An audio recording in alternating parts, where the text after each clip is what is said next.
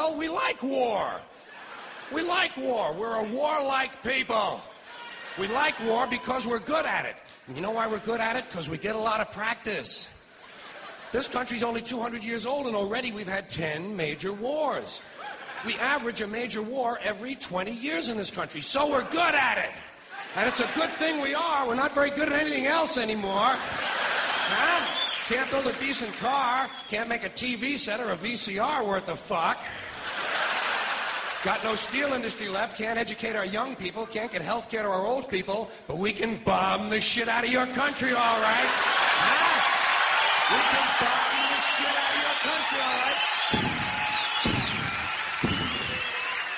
right? Especially if your country is full of brown people.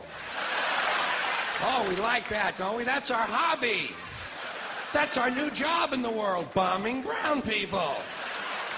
Iraq, Panama, Grenada, Libya, you got some brown people in your country. Tell them to watch the fuck out, or we'll goddamn bomb them.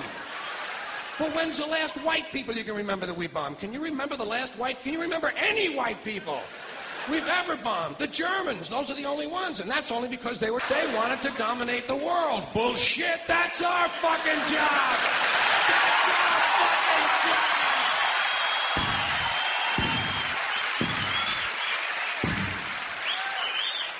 Now we only bomb brown people. Just because they're brown. Now, you probably noticed I don't feel about that war the way we were told we were supposed to feel about that war, the way we were ordered and instructed by the United States government to feel about that war. You see, I tell you, my mind doesn't work that way. I got this real moron thing I do. It's called thinking. And I'm not a very good American because I like to form my own opinions. I don't just roll over when I'm told to. Sad to say, most Americans just roll over on command. Not me. I have certain rules I live by. My first rule, I don't believe anything the government tells me. Nothing. Zero. Nope. And I don't take very seriously the media or the press in this country, who in the case of the Persian Gulf War were nothing more than unpaid employees of the Department of Defense, and who most of the time function as kind of an unofficial public relations agency for the United States government. So I don't listen to them, I don't really believe in my country, and I gotta tell you folks, I don't get all choked up about yellow ribbons and American flags. I consider them to be symbols, and I leave symbols to the symbol-minded. Now, to balance the scale, I'd like to talk about some things that bring us together. Things that point out our similarities instead of our differences. Because that's all you ever hear about in this country is our differences. That's all the media and the politicians are ever talking about, the things that separate us, things that make us different from one another.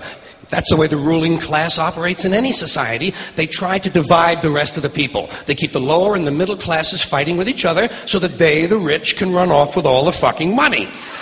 Fairly simple thing, happens to work.